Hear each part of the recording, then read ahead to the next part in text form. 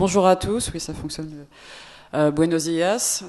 Je voudrais d'abord remercier les organisateurs du colloque, Roxana et Jean, pour son côté pluridisciplinaire. C'est vraiment, j'ai trouvé très intéressant d'inviter aussi bien des gens qui travaillent en littérature, en musique, en histoire, en sciences politiques, et aussi les remercier pour le grand moment musical que nous avons eu hier, qui m'a rappelé en fait le titre d'un livre de Jean-Louis Calvé qui s'appelle Les chansons, la bande-son de notre histoire. En fait, les chansons, la musique en général, sont des outils de compréhension d'une société, de même que porter attention à ceux et celles qui les composent et qui les diffusent. Donc, dans ma communication, je voudrais parler à travers la trajectoire d'un grand musicien martiniquais qui est Marius Cultier, qui était un grand pianiste, mais qui joue aussi d'autres instruments, qui a eu une carrière en Martinique, mais aussi à l'international, d'où le titre de ma communication, qui est en fait, donc il y a un PowerPoint, qui est en fait le titre d'un de ses albums,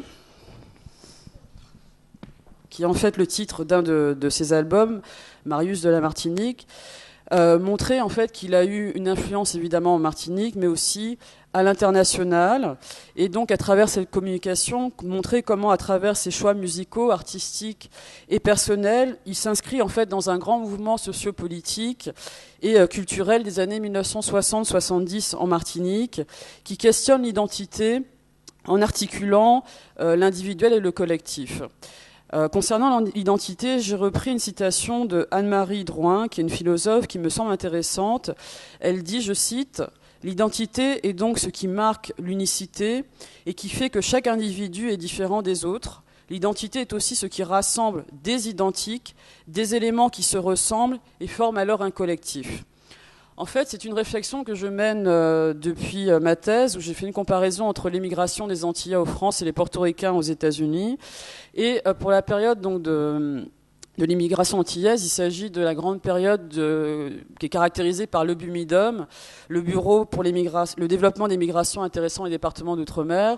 Donc c'est la période des années 1960-1970 où on est passé du départ de quelques-uns au départ de milliers d'individus, et ce en très peu de temps. Et ce qui m'avait interpellé quand je faisais des entretiens, c'est que en fait, sûrement dans cette salle aussi, on a tous quelqu'un dans notre famille ou dans notre entourage qui est parti en France dans cette période-là. Et les gens racontaient leur histoire individuelle, mais c'est plus qu'une trajectoire individuelle, en fait, c'est un fait collectif. Et en fait, ils n'ont pas mesuré cet aspect-là, que c'est vraiment un grand moment de l'histoire collective martiniquaise, guadeloupéenne, réunionnaise et aussi guyanaise. Donc pour revenir à Marius Cultier, il y a un petit peu de ça dans cette génération de musiciens, c'est qu'est-ce que je joue et quelle est notre musique. Donc qui est Marius Cultier ?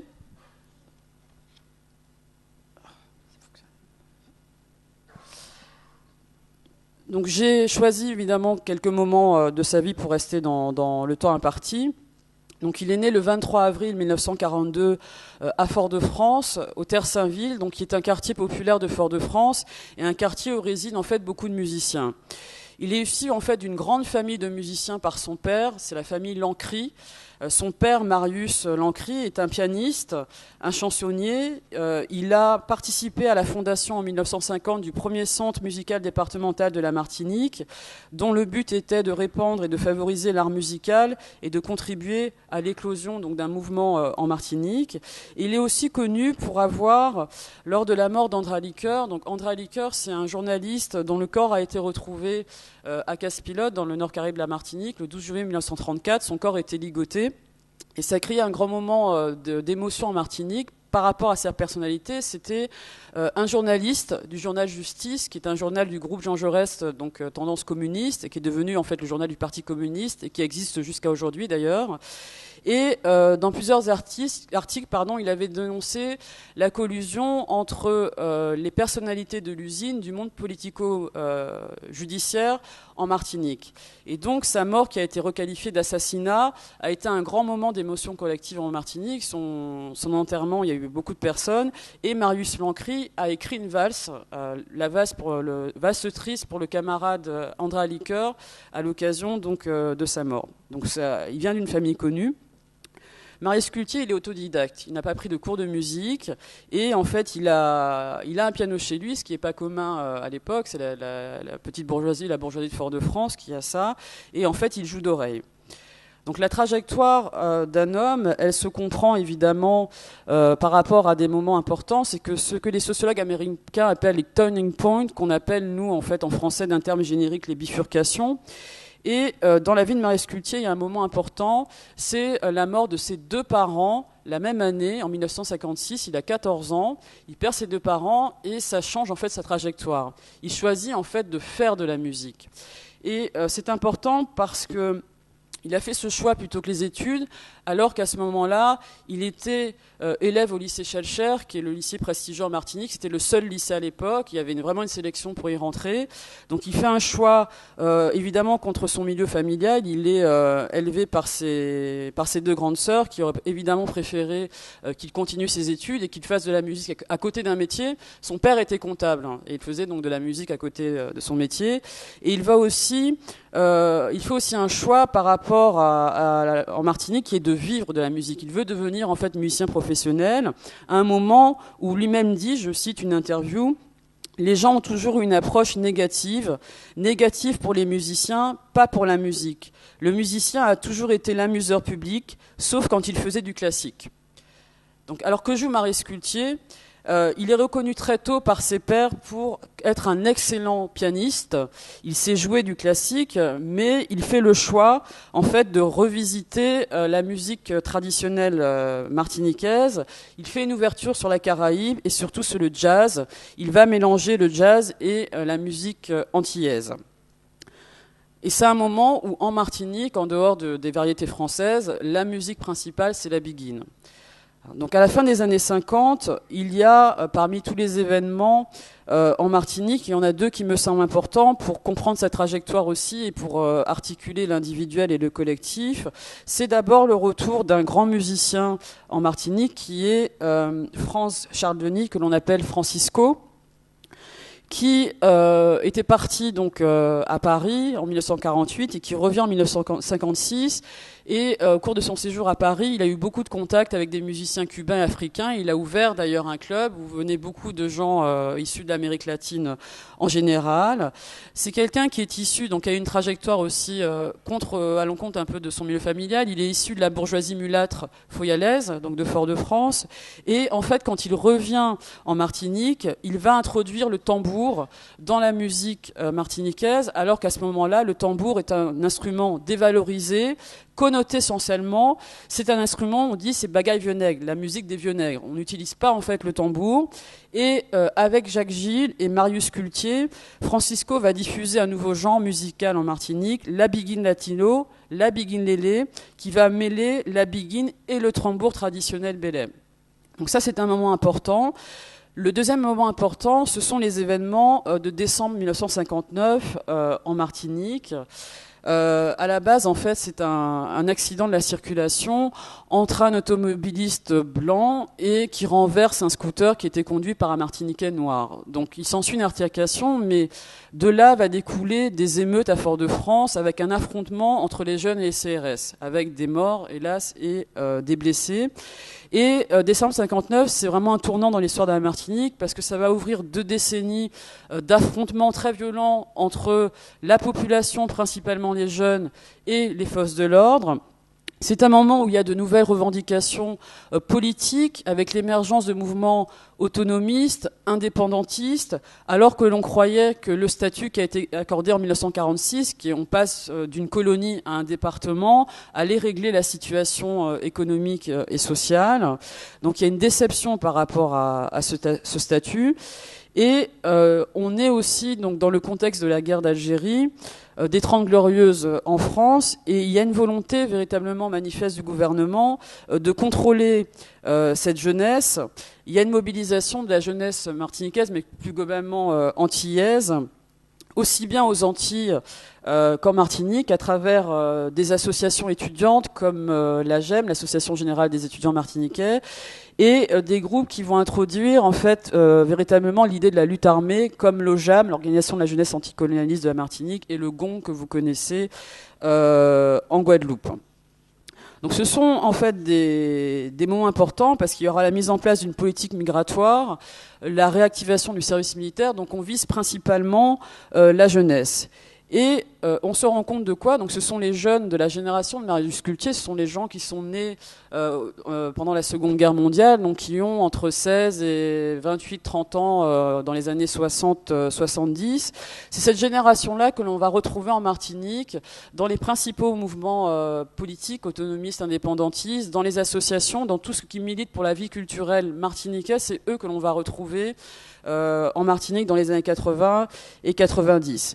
Donc c'est important parce que c'est un moment où il y a un questionnement par rapport à la France, par rapport à l'autre, qui on est, et ça questionne beaucoup la citoyenneté française. Donc la citoyenneté qui a été accordée en 1848 au moment de l'abolition de l'esclavage.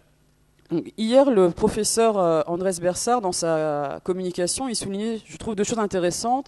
Il disait comment la fiction, la peinture, la musique permettent de dire la réalité d'une part, et d'autre part, comment voyager aujourd'hui dans la Caraïbe, c'était compliqué. Il parlait de ses expériences pour aller à des colloques. Et j'ai relié ça à ma communication parce que à ce moment-là, donc parmi les interrogations sur le statut, sur la citoyenneté, sur l'usage de la langue créole, il y a aussi la musique qui va jouer un rôle important pour répondre à ces interrogations identitaires. Donc au cours de ces années 60-70, il y a un retour dans le Martinique du belay comme affirmation identitaire qu'on associe évidemment à une dimension culturelle et politique. Marius Cultier va animer une émission radio sur l'ORTF qui s'appelle Punch en musique. C'est un moment où on diffuse pratiquement que de la variété française et de la musique classique. Et il y a 30 minutes où on diffuse en fait de la musique antillaise et plus largement caribéenne. Et c'est Marius Cultier qui est aux commandes de cette émission. Et c'est un moment en fait où il y a beaucoup d'échanges dans la Caraïbe, dans les années 1950-60.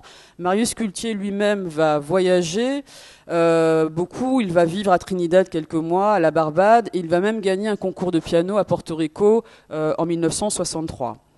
Donc il y a Marius Cultier fait partie de cette génération, il a 17 ans au moment des événements de décembre 1959. Alors il n'y participe pas directement, mais à Fort-de-France, en fait, tout le monde est au courant de ces événements. Dans la Martinique aussi, d'une façon plus générale. Donc c'est des événements qui vont le marquer et qui vont marquer sa carrière, qui va se faire en fait principalement au Canada, où il va avoir une ouverture sur la Caraïbe et poser des questions donc, sur l'identité, qui il est, plus généralement qu'est-ce qu'il fait comme musique, comment diffuser la musique, et il s'intéresse véritablement à la Caraïbe et à l'Afrique. Donc entre 1966 et 1973, Marius Cultier il est basé principalement à Montréal. Il va se faire connaître là-bas lors de l'exposition de 1967, l'exposition universelle, où il va jouer dans plusieurs pavillons. Il y a beaucoup de musiciens antillais qui sont à ce moment au Canada. Il va jouer entre autres avec Alain Jean-Marie, Pierre Timing. Voilà, donc là il y a un extrait où il est au pavillon en Grèce et il fait un spectacle créole. Et donc l'un de ses objectifs dans sa vie, ça a été de faire un inventaire des œuvres musicales appartenant à l'Amérique latine et à la Caraïbe. Et il a 3 albums majeurs au Canada où on voit les influences de la Caraïbe et de l'Amérique latine en général. Celui qui est le plus symbolique, c'est à la Place des Arts, où il fait une reprise par exemple de Juanita Morel, un merengue qui a été popularisé par Oscar Di León, qui l'a beaucoup chanté. Et il est très sensible en fait à la musique qui se joue, notamment au boogaloo, qui est une musique qui va être très populaire avant la salsa, notamment à New York, qui est popularisée par les portoricains et qui a aussi des consonances cubaines.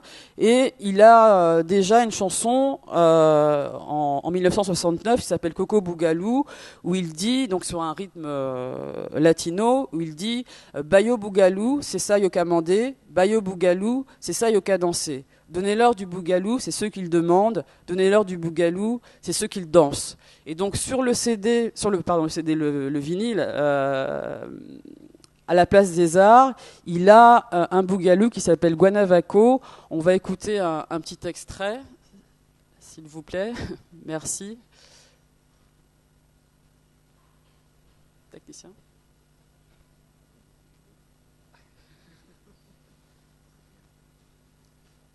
puissiez comprendre, donc, entendre son style. Ça va bien fonctionner.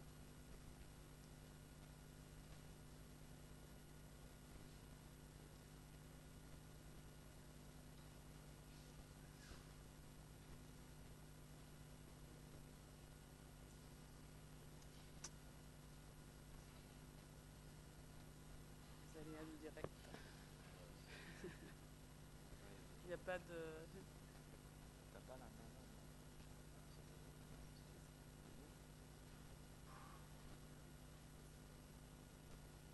2 minutes.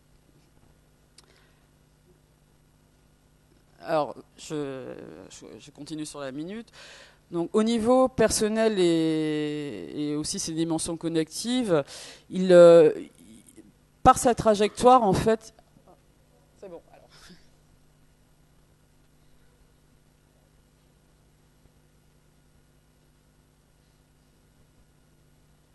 Il commande tout seul.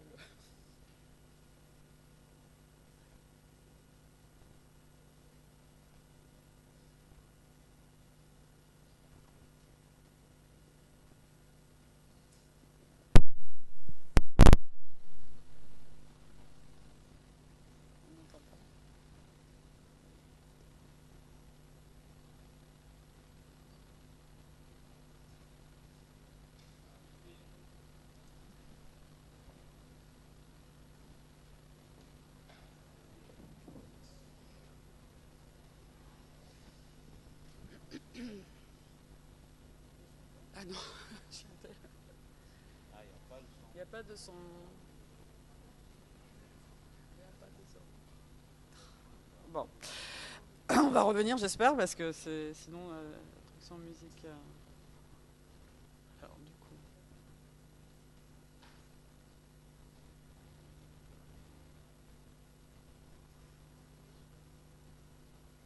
coup. Donc, au niveau des questionnements identitaires, il pose aussi la question, entre guillemets, noire. Il exprime à la fois des interrogations et son vécu, en fait, à Montréal.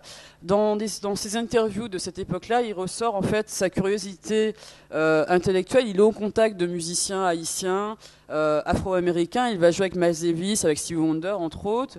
Et il évoque souvent la situation des Afro-Américains. Par exemple, dans une interview, il dit le Black Power, c'est justement une démarche de noirs vers d'autres noirs pour leur expliquer qu'ils sont des êtres normaux. Il parle en fait sans dire s'il est souvent lui-même confronté à des questions de racisme ou non au Canada, mais il souligne quand même la particularité, alors c'est toujours la confrontation l'un de l'autre dans l'immigration, d'être noir au Canada. Il dit par exemple que dans les clubs où il joue, je cite, « Les propriétaires de cabarets ne tiennent pas à ce que je fasse des choses trop compliquées. Tout ce qu'ils veulent, c'est que je souris pour montrer mes dents blanches et que je chante « Shadow of Your Smile ». Le noir est une attraction au cabaret. En fait, il monte un projet avec d'autres musiciens de créer ce qu'il appelle un centre de recyclage pour les musiciens de couleur. En fait, c'est un centre où les musiciens viendraient à la fois pour se poser, sinon pas ou dormir, mais c'est pour trouver du travail. Il trouve que les musiciens de couleur ont de la difficulté à trouver du travail et il veut en fait les mettre en réseau dans ce qu'il appelle donc ce centre de recyclage. Il s'intéresse aussi à l'Afrique, et il y a donc sur cet album Zoé une chanson qui s'appelle Kikula Maman où il demande donc quelle est la couleur de ta maman.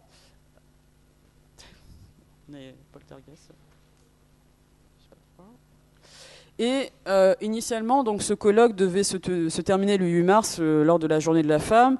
Et à cette occasion, je voulais aussi souligner le rôle de la femme de Marius Cultier, Gisèle Cultier. Je vais commenter les photos, qui est son épouse à qui il a rendu hommage dans une chanson qui s'appelle l'Aude à Gisèle. Et en fait, c'est le couple Cultier qui est atypique pour l'époque, engagé. Gisèle Cultier, là aussi, elle est en décalage par rapport à son milieu social. Elle vient de la petite bourgeoisie de Rivière-Salée, dans le sud de la Martinique. Et elle aurait pu avoir une carrière établie d'enseignante et elle fait le choix de suivre d'abord son mari au Canada. Elle étudie les lettres, elle se rapproche, elle étudie les dialectes, elle est très intéressée par l'Afrique, elle a des amis africains. Elle questionne l'identité quand elle fait ses études en France, donc au moment où il y a la GEM. Il y a donc des jeunes de l'OJAM, cette organisation anticolonialiste, qui sont à Paris, qui ont été extradés pour un procès pour atteinte à la sûreté de l'État. Et parmi ces jeunes, il y a son cousin, Marc Pulvar, qui a été un grand syndicaliste, et elle va le voir à la prison. Donc elle rencontre tous ces jeunes, donc c'est cette génération, comme je dis, qui questionne cette identité dans les années 60. Et donc Gisèle Cultier, elle gère la production, elle fait les communications, elle chante aussi sur des disques de son mari. Et ils sont atypiques elle est atypique aussi par les tenues vestimentaires, alors que beaucoup de femmes ont les cheveux défrisés. Elle porte l'afro, elle marre sa tête, comme on dit, elle porte le madras. Elle porte, donc on voit ici, et le couple porte beaucoup de tenues africaines. On voit ici Marius Cultier, donc vous voyez là aussi encore, elle porte le madras. Ils font donc ce choix de valoriser les origines africaines à un moment où c'est pas du tout commun en Martinique. Une de leurs filles s'appelle Laïni, c'est un prénom en fait qui a été une transformation, c'est Naïni, une région du Soudan, et ils en ont fait Laïni. Donc ils sont dans cette quête identitaire. Donc ils propagent à travers la musique, mais aussi à travers leur façon d'être. En conclusion, et en espérant qu'on aura quand même la musique, le 23 décembre 1985, donc, le talentueux musicien Marius Cultier meurt à l'âge de 43 ans. Il y a une foule immense qui accompagne sa dépouille. Son corps a été exposé, il y a une veillée au Conseil général en Martinique. Il y a un hommage unanime, un peu en contraste avec la reconnaissance qu'il a eue à la fin de sa carrière. Il fait le choix de revenir en Martinique. Après la période du Canada, la période où il est plus connu, il aurait pu rester au Canada, il tourne aux États-Unis, en France. Il fait le choix de revenir s'installer en Martinique. Son objectif, donc, c'est de propager, de diffuser la musique qu'il appelle caribéenne avec cette ouverture. Et il va fonder une association qui s'appelle l'AREPMA, l'Association pour la recherche, l'enseignement et la production musicale antillaise, et il donne des cours de piano. Et beaucoup de musiciens actuels en Martinique ont eu Marius Cultier comme professeur. Et un hommage donc d'un musicien, Mario Canonge, il dit, qui est pianiste martiniquais, il dit « Il y a un avant et un après Marius Cultier. Avant lui, nos pianistes n'avaient pratiquement pas recours à un jeu d'harmonie. Après Marius Cultier, tous les pianistes qui l'ont fréquenté de près ou de loin se sont engouffrés dans la voie qu'il a ouverte. » Et là, c'est un hommage de Richard Bonnat, aussi connu, qui dit donc que Marius Cultier était un précurseur et un avant-gardiste. Voilà, merci.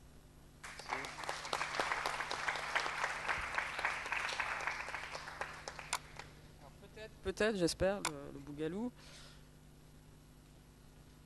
Une communication sur la musique sans la musique, c'est un petit peu dommage. Ai pluku, ai pluku, ai trukutu, ai trukutu, ai trukutu, maman, ai trukutu, maman. Plus fort les enfants, voyons, voyons, voyons. Ai plukutu, ai plukutu, ai trukutu, ai trukutu.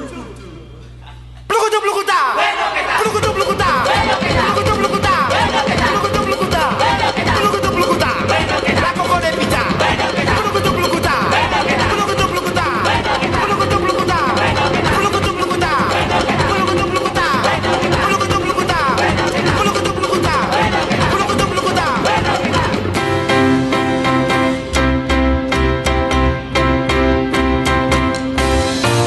Guanabacoa, coa, coa, guanabacoa, coa, coa.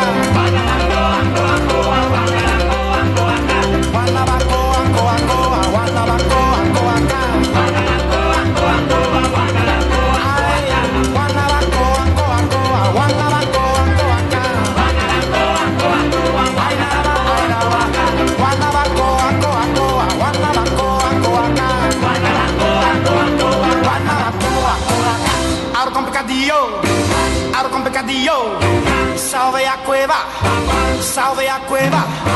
Burbit bidim bam, burbit bidim bam. Wanabako, ako, ako, wanabako, ako, aka. Wanabako, ako, ako, wanabako. Yeah! Wanabako, ako, ako, wanabako, ako, aka. Wanabako, ako, ako.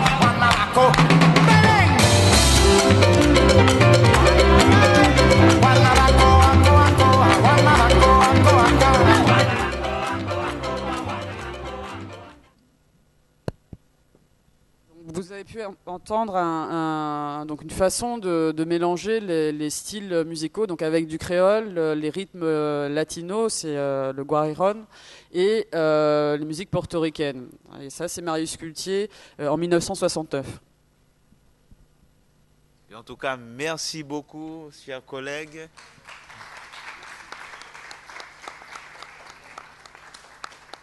Et puis vous voyez, aujourd'hui, on pense qu'on a inventé un système parce qu'il y a un extrait que j'ai entendu qui est chanté en Guadeloupe là. Exactement. Hein. Et ça date de quelle année ça? 69. 69. Bien. Je pense qu'on va ouvrir un débat, l'échange entre la chercheuse et puis le public. Si vous avez des questions, donc, il n'y a aucun problème. Il faut oser poser pour qu'il y ait un échange entre le public. Donc, première question.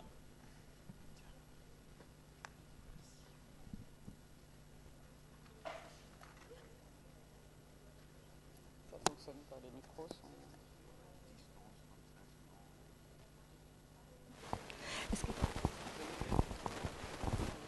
Allô, ahí sí estamos.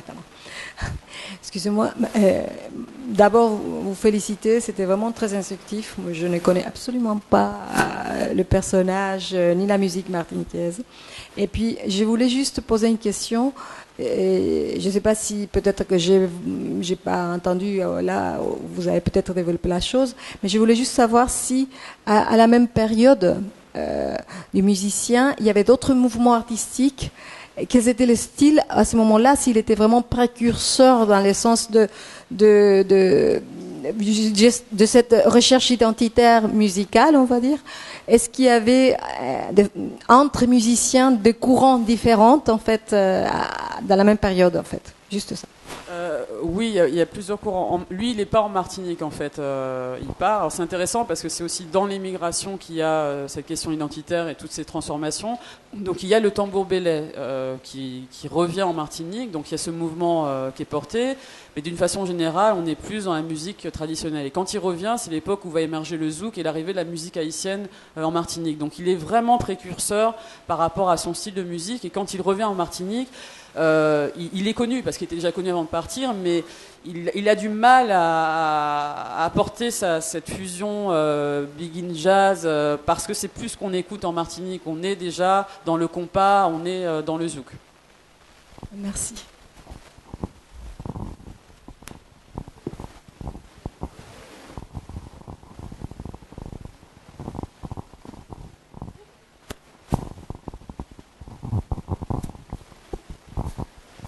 Et j'aimerais poser la question concernant les albums que pour quelqu'un qui vient d'ailleurs et qui ne connaît pas les big in jazz ou soft ou cet courant de musique.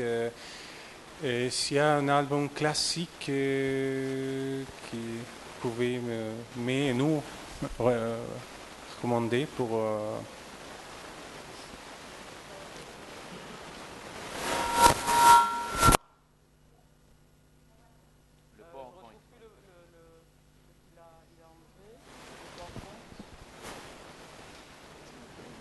Il y a en fait, oui, il manquait une image, du coup c'est la musique qui m'a coupé, je sais pas si on peut remettre le port-fond.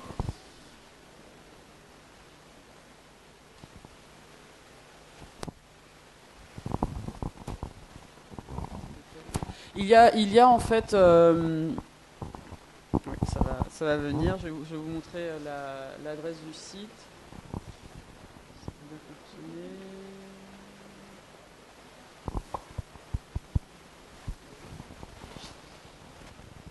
Il y a en fait ces deux filles, Laïni et Ayou Cultier, qui ont créé une association et, pour la mémoire de Marius Cultier, ça va bien fonctionner, et qui ont une page Facebook, puisque c'est ce qui est à la mode. Et il y a donc toute la liste des...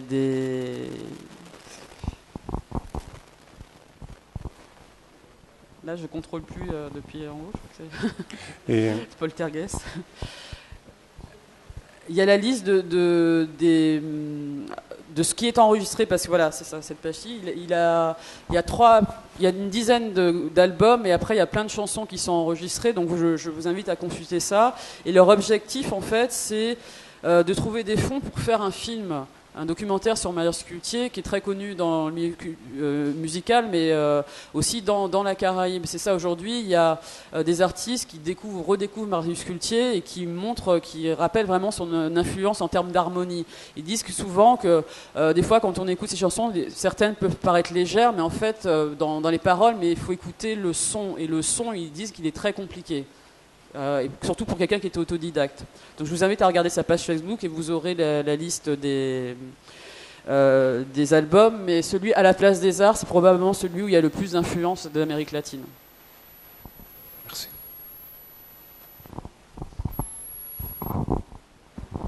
Allô, je repose une question en fait. Justement, là, il y a le style musical. Au niveau des paroles, c'est qui faisait là, je ne comprends pas ce qu'ils disent. Donc, voilà, au niveau des paroles, est-ce que ce sont aussi revendicatifs ou c'est plutôt le style musical qui mène le combat en fait? Alors il y a les deux. Après, c'est dans sa trajectoire, la période. Par exemple, sur l'album This Way, il y a la chanson, comme je disais, Qui coulait maman, quelle est la couleur de ta maman, où il pose la question en fait, et il répond noir, et il pose la question sur les origines. Donc celle-ci, la fin de sa vie, c'est plus des chansons engagées. Au début, ou justement à la période du Canada, en fait, il dit que c'est par rapport au style aussi, la musique qu'on demande, un peu rythmique antillaise, donc il a des paroles un peu plus légères, mais par contre le rythme est vraiment caribéen, enfin au sens très large.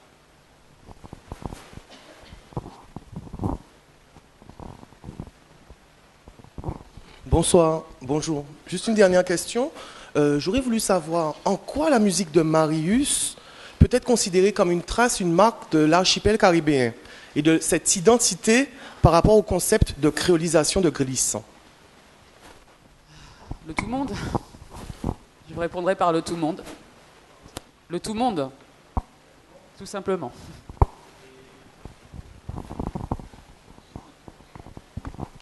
Au niveau du concept de créolisation, puisqu'elle est vraiment, j'ai senti les influences latino, les influences martiniquaises, africaines, est-ce qu'on peut considérer cette musique comme une musique identitaire pour le peuple martiniquais, même si c'est pas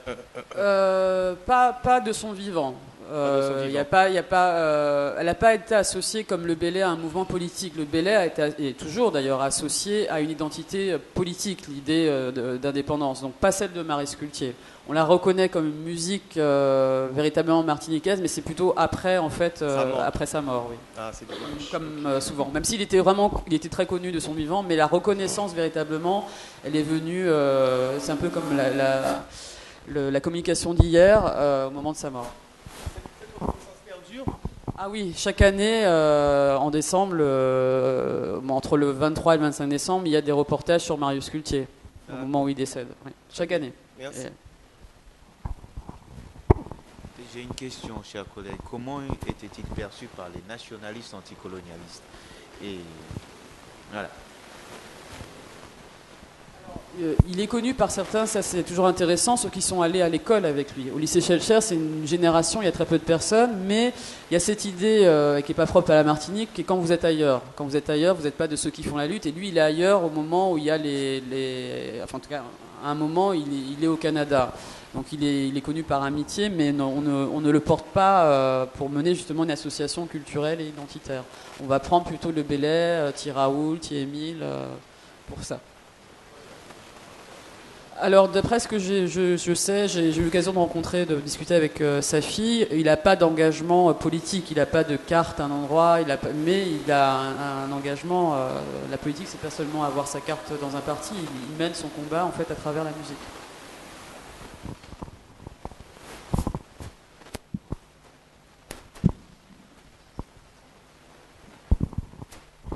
Une question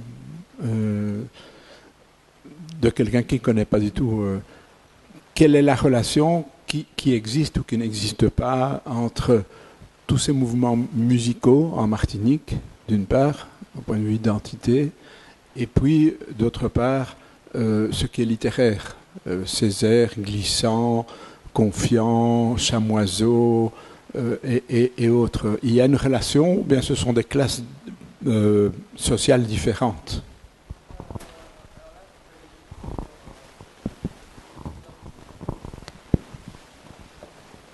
Là, si on parle de Glissant jusqu'à Confiant, on balaye quand même plusieurs années. Je dirais que ce sont des gens qui se retrouvent par rapport au questionnement identitaire. Qui on est comme Martiniquais? Est-ce qu'on est français, caribéen, africain? Est-ce qu'on est citoyen à part entière ou totalement à part? Donc c'est ces questions-là qu'on retrouve à travers la littérature, l'usage du créole qui va se faire et se diffuser véritablement, aussi bien chez les hommes politiques. Le président actuel, Alfred Marie-Jeanne, est un des premiers qui ne parlait qu'en créole quand on lui posait une question. Et aujourd'hui, ça paraît presque banal de répondre, mais c'était vraiment pas le cas. Donc il y a ce mouvement-là qui est porté par tout. Moi, plus que ce qui m'a frappé, pour moi, c'est une génération. C'est ces gens qui sont nés à cette période-là, qui vont être confrontés à ces événements, soit dans l'immigration, soit en Martinique, et la plupart viennent des classes moyennes en fait. Et comme des gens comme Francisco, c'est la bourgeoisie. Eux, ils sont vraiment à part, la bourgeoisie foyalaise. Nous allons faire la pause, c'est 15 minutes, et on poursuit avec la suite des communications.